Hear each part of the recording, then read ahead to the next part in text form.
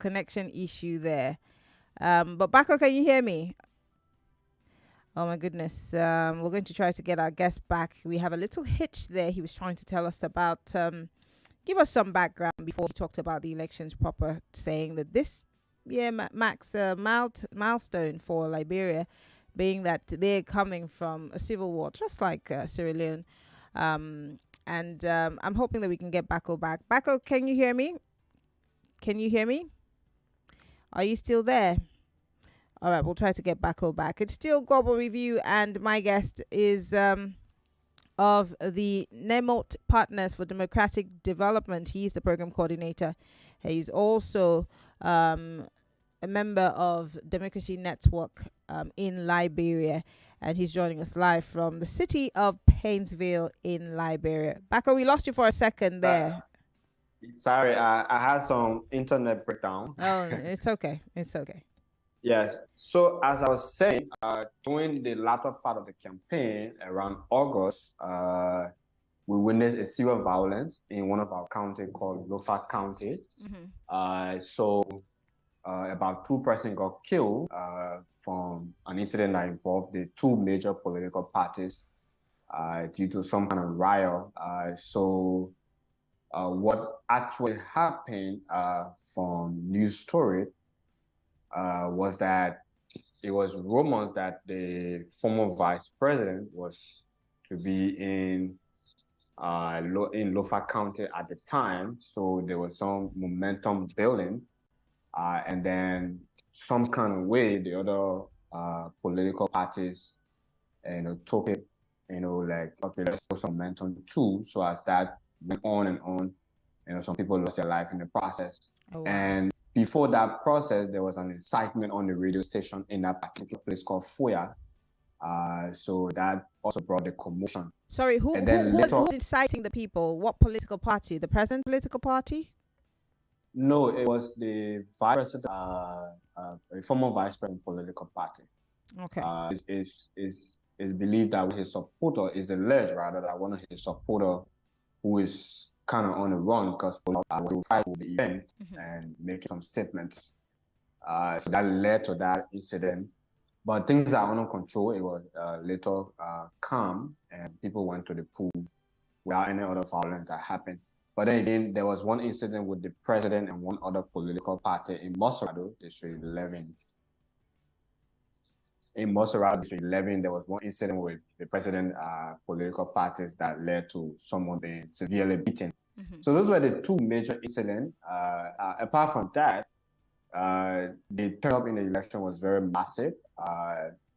We witnessed over 1.9 million of the 2.4 million so far that the National Election Commission have announced. With the way things are going, is hopeful that at least 2 million people vote in this election, which is very unprecedented. What is the number of people? What's the population of Liberia? So we stand at 5.4, but the current registered voter is 2.4. Well, that's a good thing if you have up to 2 million voters. I mean, like you said, it's amazing. But let's talk about, because you see, when it comes to elections like this, half the time people are looking out for the underdogs, and the underdogs in this case are women and young people. What's the percentage of young people who turned out to the ones that happened? And of course, the percentage for the women, are they really carried along? Are they excited enough to be part of the process? So the percentage of women stands at 49.6, but it's unfortunate that the Election Commission didn't give a statistic of the youth for this time around, unlike 2017. So all efforts to get that data up to date is still being on a 14 note. So we're only presuming that since the data showing 2017 that the youth were at 55.55%, it is we around 56, 57, because the last census we did in 2022 that puts our population at 5.4 says that 70% of that population are young people. But you're a young person, obviously. You we're also working in development, and you're a good governance advocate, going around different cities trying to tell people about the elections. It's important.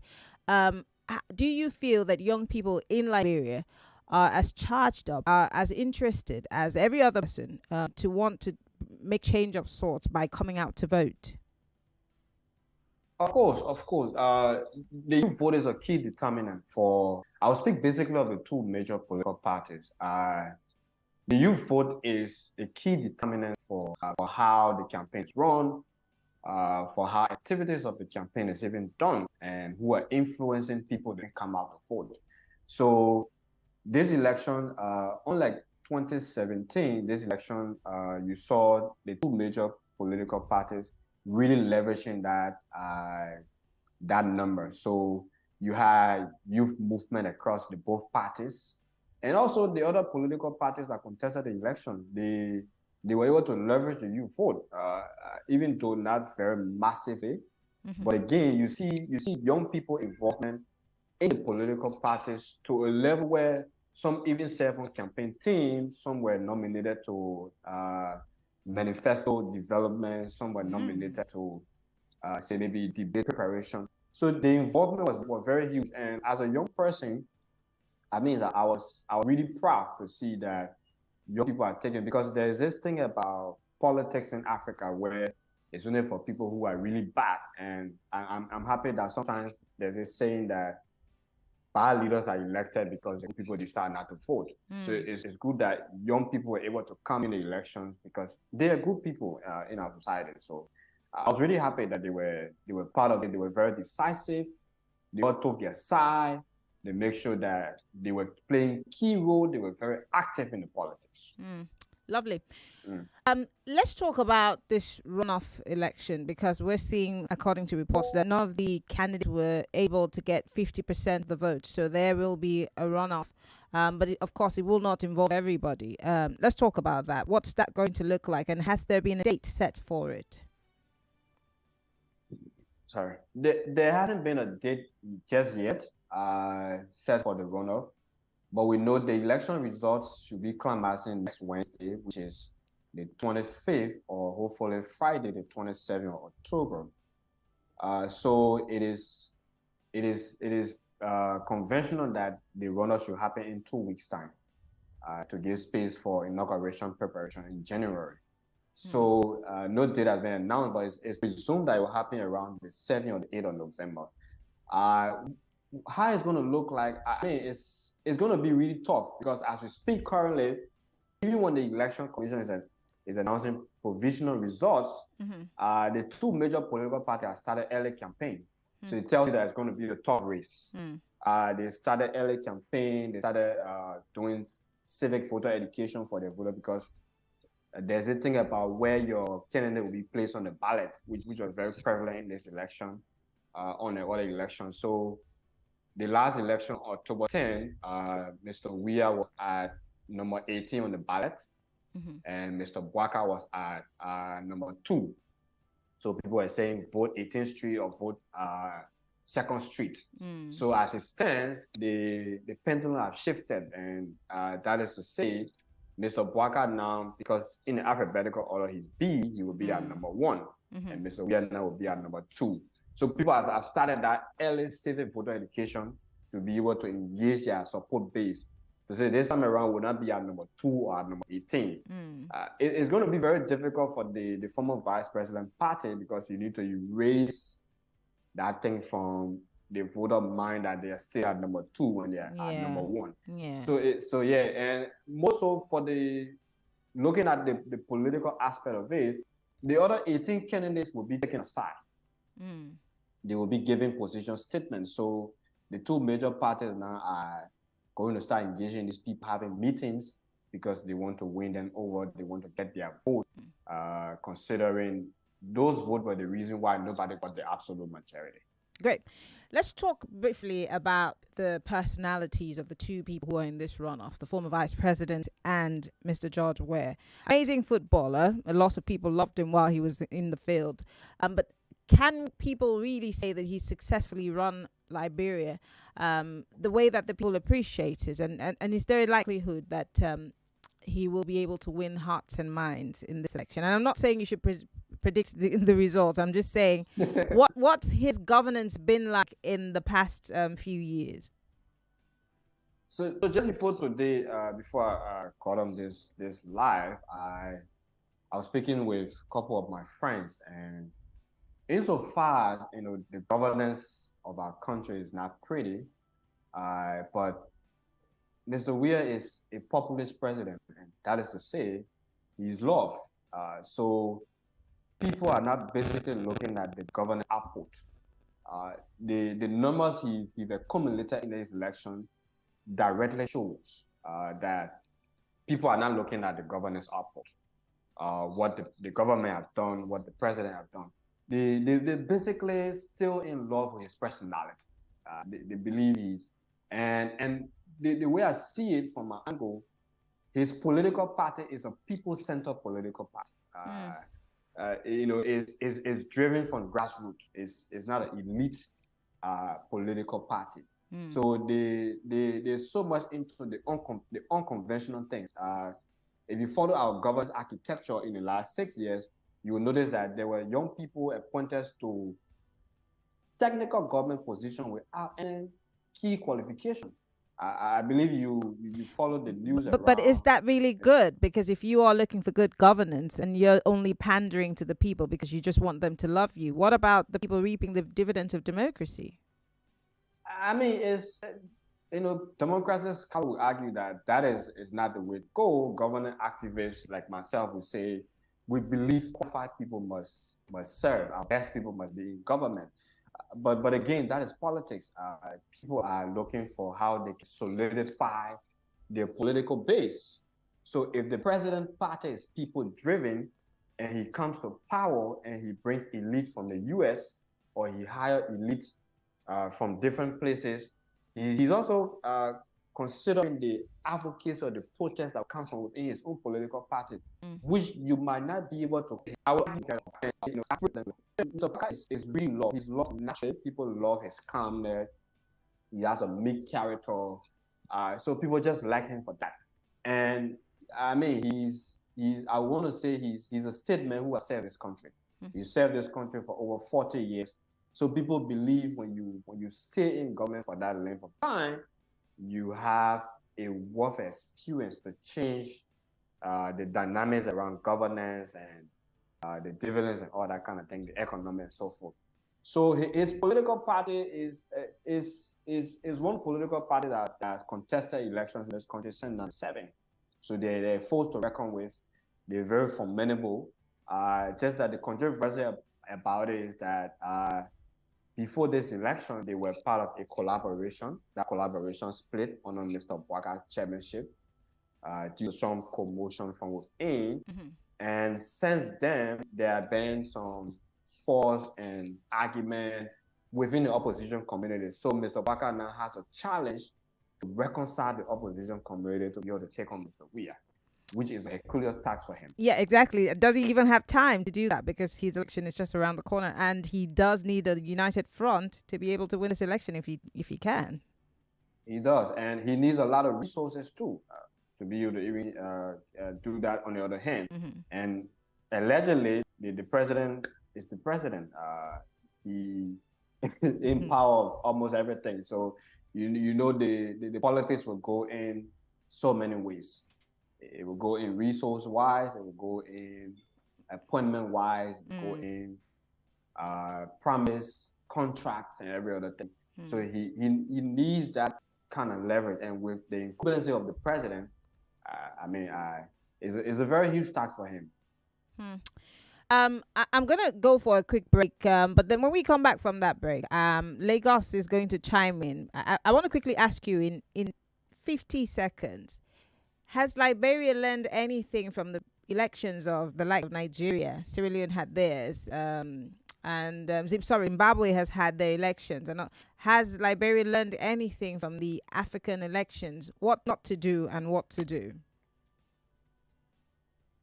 I would say yes. What not to do is that we believe we'll not go back to the 14 years of civil war we experienced. So even when we experience a little bit of violence, we'll quickly regroup and reconcile our differences to be able to go to the pool. That's one thing we would not do. What we would do is that we would serve as a shining example of democracy on the continent, because we believe as older nation, we must be that light. So we come after 2017 where people accepted the result. Those who felt disenfranchised went to the court and they accepted the court. Okay. Well, I've been talking to Bako Shuaibu Jr., and he is a civil society person in Liberia. As we speak, Liberia is still decided, it's still ongoing because there's going to be a runoff sometime in November. But he's giving us some background happened in Liberia before the election, during the after, and then when we come back from Lagos, you can join the conversation and be part of, because one of the biggest things I want us to note while we go on this break is that there is a recurring decimal in the elections on the African continent: violence. How do we get rid of it once and for all? We'll talk about that when we come back from the break. It's still Hard Facts, 99.3 Nigeria Info. I'm Mary Ann Okon. And up next is our break. Stay with us.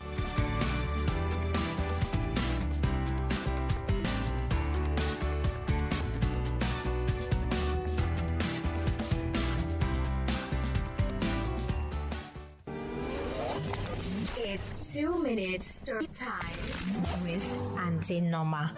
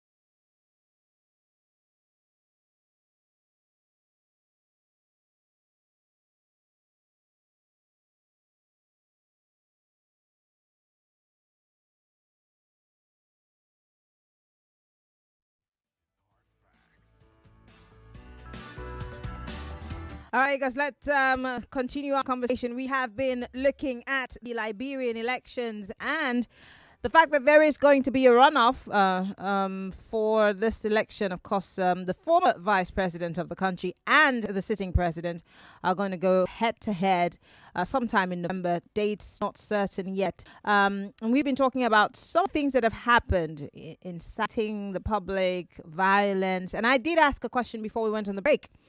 A common denominator in the elections across the African continent, half the time, is violence. And I'm asking you, of course, Lagos, and those who are listening and watching us across the continent, how do we get rid of this once and for all? The phone lines are open, 0700 993 993 993. My guest is joining us live from Liberia, Bako Jr., is a good governance advocate and is one of those who are in the field monitoring this election. He's been part and parcel of the elections before, during and after. I'd like to hear from you, Lagos. How do we get rid of violence in our elections across the African continent? 0700 993 993 993 0700 993 993 993. If you're a lady, call 01 465 7190. Hello, welcome to Hard Facts. Hello. Yes, good evening. What's your name? Where are you calling Miriam, from? how are you? I'm fine, thank you. Sorry, you have to be on the line. All right, go ahead, Jason. The election in Liberia, I followed it very closely. It's similar to that of Sierra Leone. Yeah. And let me tell you something. Do you know that these people, they follow the pattern of Nigeria in everything, whether it is the legislation, in the judicial and what have you. So I think there's a big problem. And I'm really surprised that even the judge were had to go through this kind of struggle before even before. He has not won. He has to go for the second round. So really, we really need to tell us, because he has been a very, very bad president. I must be frank with you. Really? Yes, he's been a very bad president. And you know this how? He said what? How do you know that he's been a bad president? I follow the Liberia election. I follow the same thing. So if this man, Senator Prince, he had to. He called himself a kingmaker. So he's not working with Joseph Bako team now. Mm-hmm. He had 43.44%. Yeah, we had 43.48%. Mm-hmm. So what that means is that it's a very balanced election. But I just hope, because there was violence about 2-3 weeks ago. Yeah. The speaker lost.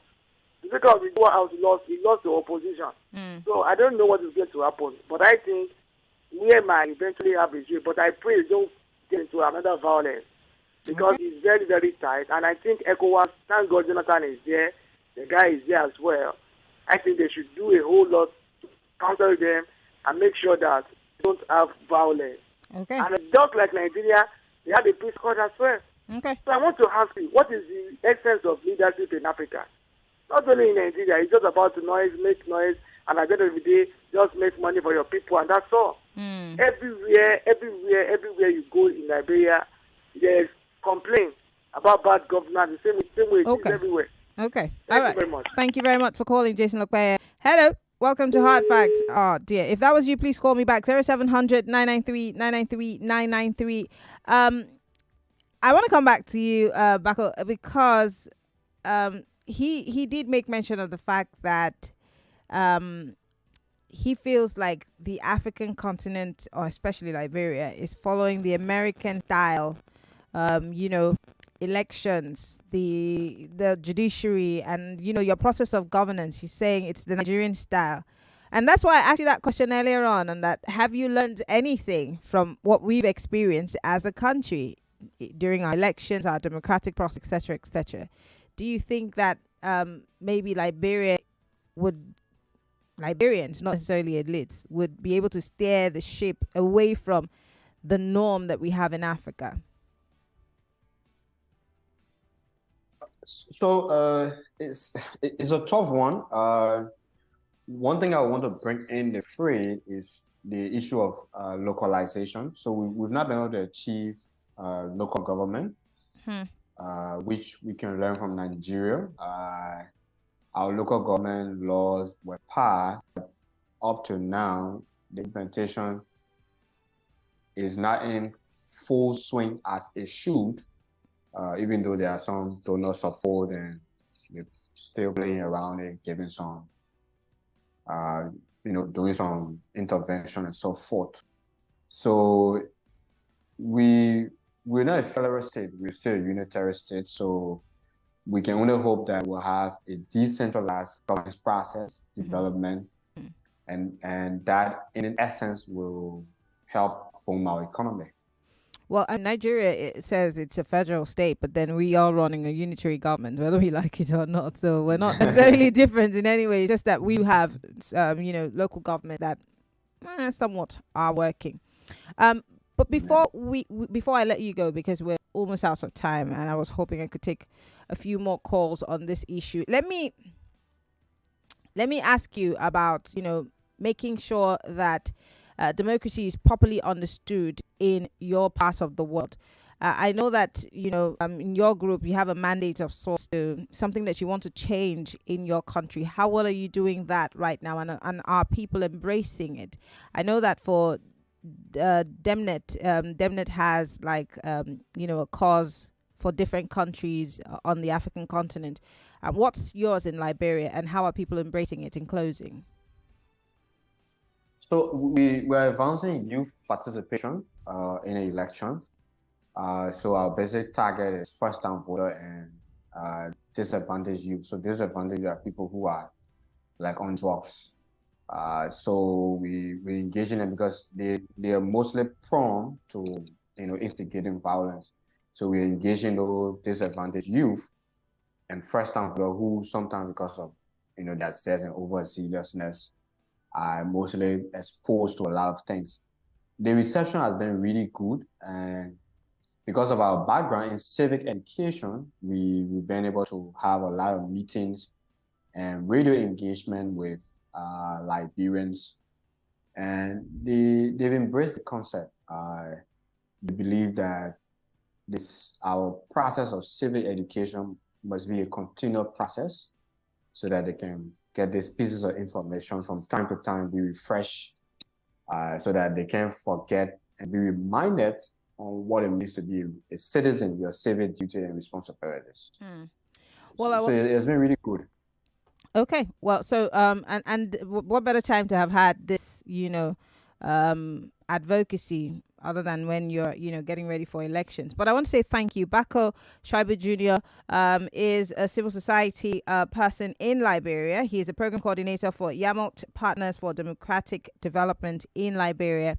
Thank you so much, Bako, for being on the show. Hopefully, after the runoff, we'll probably have you back on air to tell us what's, the turn up, what happened during the elections. Thank you so much, Bako, for joining us. We have to go now.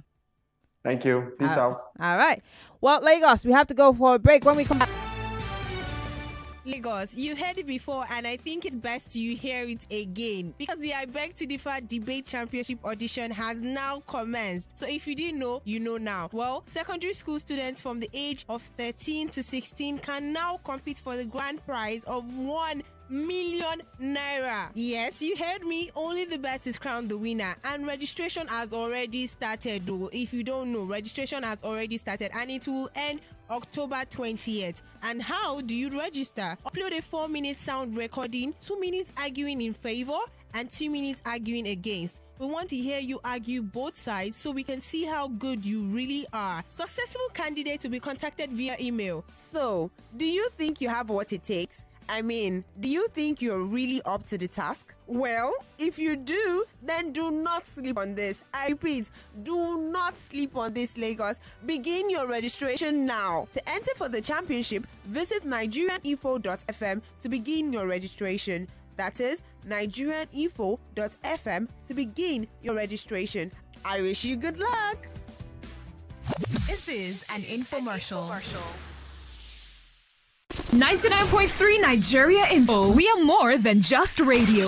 Subscribe to our YouTube channel at Nigeria Info FM. Check us out on Facebook at Nigeria Info 99.3. Follow us on Twitter at Nigeria Info FM and on Instagram at Nigeria Info FM Lagos for live updates as it happens.